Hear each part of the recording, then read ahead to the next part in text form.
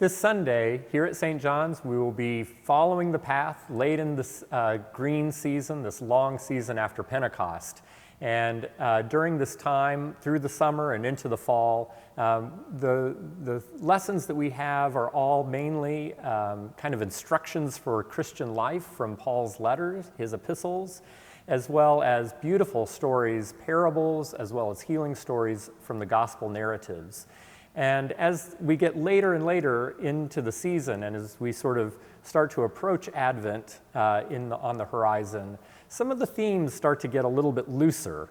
We also this Sunday here at St. John's have two baptisms, a brother and a sister. So it will be a very joyous weekend for us here at St. John's. But with all of that, with Paul's words, with the gospel and the baptism, and even the prayers that we have, the collect of the day, there's no real central theme. It's a very heterogeneous day in terms of spiritual lessons and things for us to think about. And so that will, of course, be reflected in the hymns and in the anthems. They are all sort of touching on elements that occur in the lessons primarily, but there's no real central theme present.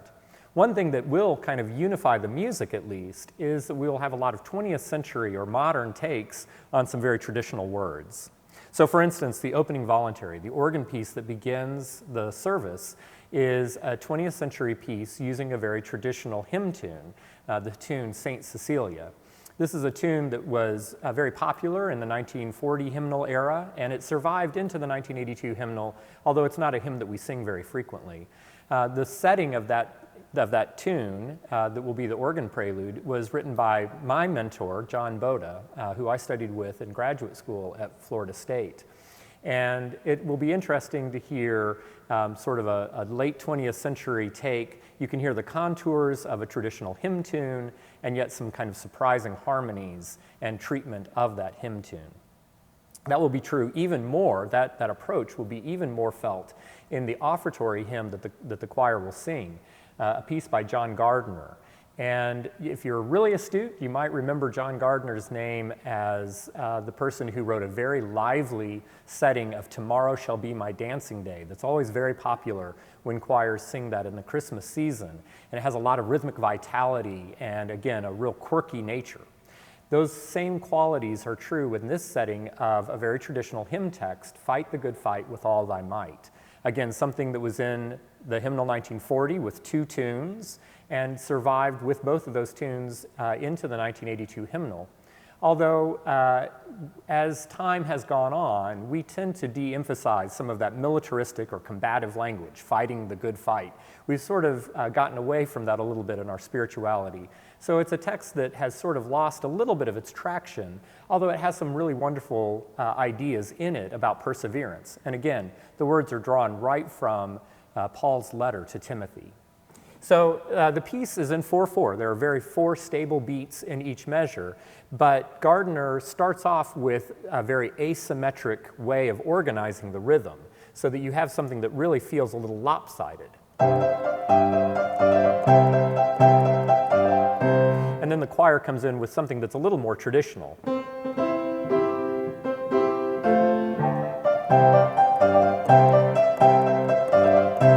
And it moves on with the choir kind of being a little bit more square and the organ being a little bit more of a dance. So there's a little bit of that interplay, maybe a little bit of that tension in the fighting the good fight. The inner verse, there's a third verse that changes the character and is much more smooth and legato before returning to that dance-like music for the end. Another 20th century take on very familiar words. At the communion, the choir will be singing an unaccompanied piece by Ben Hutto. Benjamin Hutto was the director of the girls' choir associated with the National Cathedral, with their boarding school, as well as the director of music at St. John's Lafayette, the President's Church.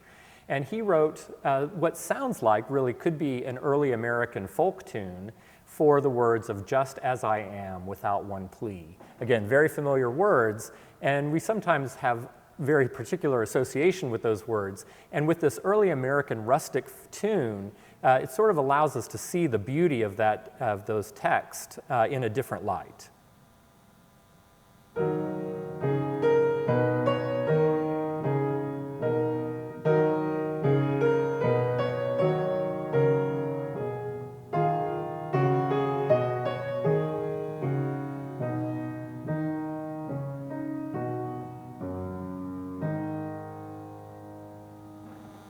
And of course, we have lots of other great music and hymns to sing, and so we hope that you will join us for a very festive and celebratory service here at St. John's this weekend.